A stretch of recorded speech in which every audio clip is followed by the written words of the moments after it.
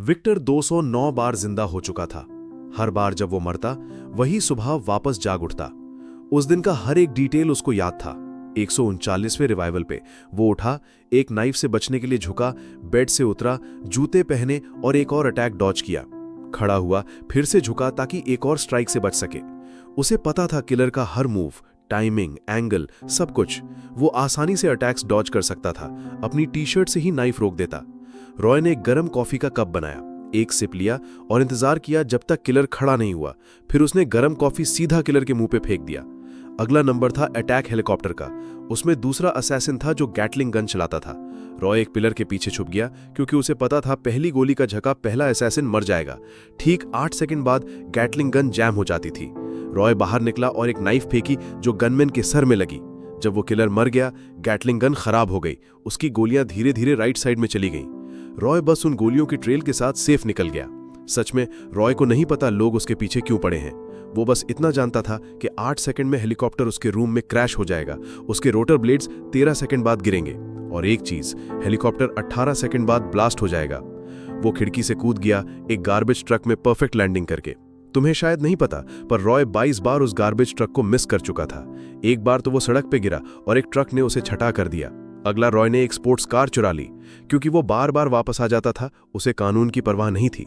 Driver हर बार वही line चिल्लाता, कोई मदद नहीं करता। रॉय ने ड्राइवर के सनग्लासेस भी छीन लिए। फिर तीसरी वेव आई, 2 बंदूकधारी बहनें। रॉय को जल्दी भागना था। उन्होंने उसे 14 बार मार दिया था पहले, पर ये सिर्फ ये 2 नहीं थीं।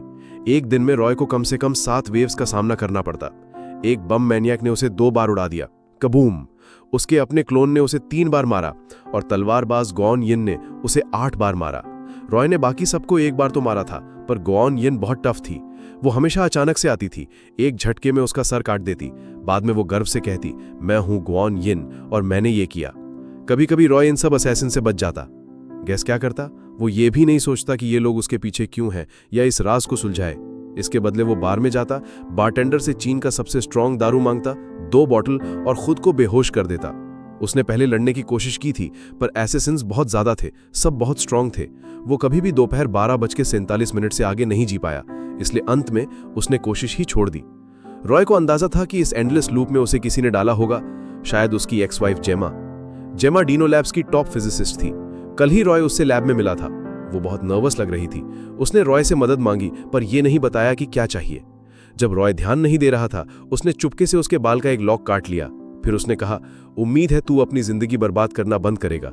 खुद को संभाल और वही मर्द बन जो तू पहले था। रॉय पहले स्पेशल फोर्सेस में था, पर आर्मी छोड़ने के बाद उसके पास कुछ काम नहीं था। मिडिल एज्ड और डायरेक्शनलेस वो नीचे गिरता गया। इसलिए जेमा ने उसे डिवोर्स कर दिया था। पर अब किसी वजह से जेमा ने उसे एक और चांस दिया, नहीं अनेक चांसेस। रॉय ने जेमा को कॉल किया, पर उसका बॉस कर्नल वेंटर ने फोन उठाया। वेंटर ने कहा, जेमा मर चुकी है, तू अगला है। तो साफ था कि वेंटर ही सब कुछ के पीछे था। पर रॉय के पास वेंटर को हराने का मोटिवेशन नहीं था, क्योंकि हर दिन हेल मोड था और वो पहला लेवल भी पास नहीं कर पाया। 145वीं रिजरेक्शन तक रॉय एक अंडरग्राउंड मॉल में छुप गया। किस्मत से उसने अपने बेटे जो को देखा। रॉय अच्छा बाप नहीं था। उसने जो को बहुत टाइम से नहीं देखा था और इससे गिल्टी फील करता था। तो उसने जो से बात करने का फैसला किया। जब वो जो को मॉल से बाहर ले गया, उसने अचानक नोटिस किया कि टाइम 12:50 हो चुका था। यह सबसे लंबा टाइम था जो वो जी पाया था। असैसिन्स इस दौरान क्यों नहीं आए?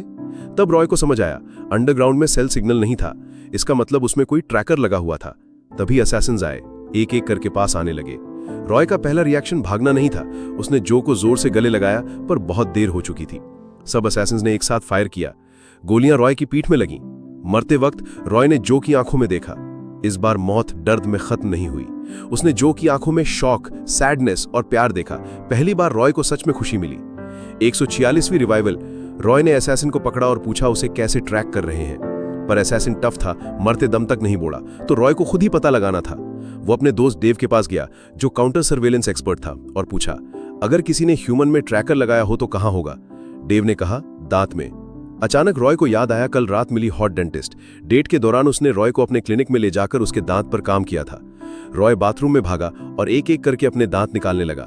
हर दांत के साथ वो दारू का एक स्विग लेता। दर्द सहना मुश्किल था। आखिर में उसने वो दांत ढूंढ लिया जिसमें ट्रैकर था। उस दिन से रॉय असैसिन्स के प्रेडिक्शंस को प्रिडिक्ट कर सकता था। उसने उस दांत को बेट बनाकर एक एक करके उन्हें बुलाया और एम्बुश करके हरा दिया। सब असैसिन्स को हराने के बाद उसका अगला टारगेट था वेंटर। वेंटर डीनो लैब्स में था। रॉय सीधा कार वहां भगाया, एंट्रेंस तोड़ने के लिए स्पीड बढ़ाया, पर वो दीवार से टकराया और मर गया। अगले रिवाइवल पे उसने फिर ट्राई किया। रॉय कार लेकर अंदर गया। वहां 1 दर्जन से ज्यादा आर्म्ड सिक्योरिटी गार्ड्स थे, पर रॉय असल में कार में नहीं था। उसने एक्सप्लोजिव्स लगाए थे जो सिक्योरिटी चेक पॉइंट के दरवाजे उड़ा देते, पर उसने नहीं सोचा था कि हेड ऑफ सिक्योरिटी अचानक उसके पास आ जाएगा। ठीक है, फिर ट्राई करते हैं। तीसरी ट्राई में उसने अपने क्लोन असैसिन को मारा, फिर उसके आईडी कार्ड से डिस्गाइज करके बिल्डिंग में घुस गया। वो लिफ्ट से टॉप फ्लोर पे गया। लिफ्ट में एक आर्म्ड गार्ड ने आईडी कार्ड मांगा। रॉय ने कार्ड स्वाइप किया, पर क्लियरेंस नहीं था। वो बड़ा गार्ड ने तुरंत रॉय को मार दिया। चौथे ट्राई में रॉय ने लिफ्ट में घुसते ही गार्ड को गोली मार दी, पर जब दरवाजे खुले एक झुंड सिक्योरिटी गार्ड्स बंदूकें तान के खड़े थे। रॉय ने जल्दी से खुद को गोली मार ली, सबको शॉक कर दिया। पांचवें ट्राई में रॉय ने गार्ड को फिर मारा, पर लिफ्ट में सिक्योरिटी कैमरा देखा। अब समझ आया गार्ड्स बाहर क्यों इंतजार करते थे। छठे ट्राई में रॉय ने पहले ही गार्ड के रूप में डिस्गाइज किया, कैमरा से बच गया। हॉलवे में पहुंचा, पर वहां गुआन येन तलवारबाज इंतजार कर रही थी। रॉय के पास बंदूक थी, उसके पास तलवार। साफ है ना कौन जीतेगा, पर गुआन येन बिजली की तरह हरकत करती थी, गोलियों से भी नहीं लगती थी। उसने रॉय की बंदूक 2 टुकड़े कर दी, फिर एक झटके में उसका सर काट दिया। 152वीं रिवाइवल रॉय एक सबमशीन गन लाया और गुआन येन पे तेजी से फायर किया, फिर भी वो हर गोली से बच गई। रॉय के पेट में तलवार घुसेड़ दी और फिर सर काट दिया। 153वीं रिवाइवल रॉय ने राइफल ली, पर फिर भी नहीं लगा और फिर से उसका सर गया। 20 बार मरने के बाद रॉय समझ गया कि बंदूक से गुआन येन नहीं हारेगी, उसे तलवार चाहिए। तो वो वुडोंग के चीनी स्वॉर्ड मास्टर दाई फेंग के पास गया, जो 12 साल से वर्ल्ड चैंपियन थी। उसने तलवारबाजी सीखने की मिन्नत की। रॉय की सच्चाई देखकर दाई फेंग मान गई। उन्होंने हाथों से प्रैक्टिस शुरू की, उंगलियों को तलवार समझकर। दाई फेंग ने रॉय को बुरी तरह पीटा। हर दिन प्रैक्टिस खत्म होने के बाद रॉय खुद को मार देता और वापस शुरू करता। धीरे धीरे उसे तलवारबाजी समझ आई। जल्द ही वो वुडन स्वॉर्ड पे आया, पर फिर भी बुरी तरह हारता। पर धीरे धीरे रॉय का स्टांस और स्ट्राइक्स बेहतर होते गए। 174वीं रिवाइवल पे रॉय कुछ मूव्स तक दाई फेंग के साथ टिक पाया। अनगिनत रिवाइवल्स के बाद वो रियल स्वॉर्ड्स पे आया। सिर्फ 7 मूव्स में रॉय ने दाई फेंग को हरा दिया। रॉय ने दाई फेंग को इज्जत से शुक्रिया कहा और डीनो लैब्स वापस गया। वहां उसने गुआन येन का फिर सामना किया। रॉय ने शांति से बंदूक नीचे रख दी और दीवार से एक तलवार उठाई। गुआन येन ने तेजी से अटैक किया, पर रॉय पहाड़ की तरह टिका रहा। 2 मूव्स में उसने गुआन येन के बाल का एक लॉक काट दिया। लड़ाई जारी रही। रॉय ने अपना लेफ्ट हैंड पीछे रखा, सिर्फ राइट हैंड से तलवार चलाई। इस बार गुआन येन का कोई चांस नहीं था। बार बार रॉय का ब्लेड उसके गले के पास से गुजरा और आखिर में उसने उसे हरा दिया। तब कर्नल वेंटर आया, एक बूढ़ा आदमी जिसका सफेद बाल था। लड़ने में उतना अच्छा नहीं था। रॉय ने उसे जल्दी हरा दिया। दर्द में वेंटर को समझ आया कि रॉय इतना पावरफुल क्यों बन गया। ये सब जेमा का किया हुआ था, जिसकी वजह से डीनो लैब्स का ultimate tech infinite restart machine चालू हुआ। वेंटर का प्लान था इस टेक से दुनिया पर राज करना, पर उसे रोकने के लिए जेमा ने रॉय को गिनी पिग बना दिया, एक शैतानी मुस्कान के साथ। वेंटर ने खुलासा किया, मैंने तेरे बेटे जो को भी मरने के लिए किसी को भेजा है, अब तो उसे बचा नहीं सकता। रॉय घबरा गया। उसने जल्दी से वेंटर को खत्म किया, कार में कूदा और जो को बचाने के लिए भागा। पर वो देर से पहुंचा, सिर्फ जो की लाश मिली। रॉय समझ गया कि अनेक रिवाइवल्स के बावजूद वो अपने बेटे को नहीं बचा पाया। वो पूरा टूट गया। एक बाप के रूप में इतना बुरा कैसे फेल हो सकता है। तभी एक बड़ा धमाका हुआ। दूर इन्फिनिट रीस्टार्ट मशीन ओवरलोड हो गया और पूरे शहर को तबाह कर दिया। रॉय फिर जिंदा हुआ। उसने खुद में सारी उम्मीद खो दी। उसकी बीती जिंदगी का हर बर्बाद मिनट आज के इस एंडलेस ट्रेजेडी का कारण था। सब उसकी गलती थी, इसलिए उसने लड़ना छोड़ दिया और पहले असैसिन को उसे मारने दिया। 1 बार, 2 बार, 3 बार, 4 बार वो मरा, जिंदा हुआ, मरा, जिंदा हुआ। इस बार रॉय अचानक खड़ा हुआ। वो सब ठीक करना चाहता था। वो खुद को संभालना चाहता था, जैसे जेमा ने उसे कहा था। रॉय अपने बेटे जो के पास गया, जिसे उसने कभी टाइम नहीं दिया। उसने उससे बात की, वीडियो गेम्स खेले, स्नैक्स खरीदे। जब शहर में धमाका हुआ, रॉय ने दिन रीस्टार्ट किया और जो के साथ एक और दिन बिताया। धीरे धीरे रॉय अपने बेटे को समझने लगा। उसे जो के साथ रहने की खुशी मिली और धीरे धीरे बाप बनने का तरीका सीखा। एक दिन जो ने एक अजीब बात कही। उसकी मॉम ने उस सुबह उसे कॉल किया था। रॉय को अचानक समझ आया कि जीमा हर सुबह जिंदा होती है। उसके पास उसे बचाने का मौका था। रॉय लैब में भागा। वेंटर और उसके आदमियों को खत्म करके उसने सिक्योरिटी फुटेज देखा।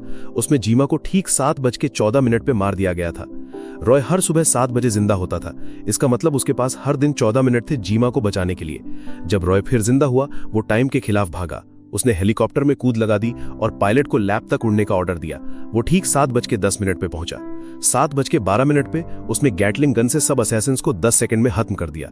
2 मिनट बाद वो लैब में घूमता हुआ दुश्मनों को साफ करता गया। वेंटर के जीमा को मारने से पहले रॉय ने वेंटर को गोली मार दी। रॉय ने कर दिखाया।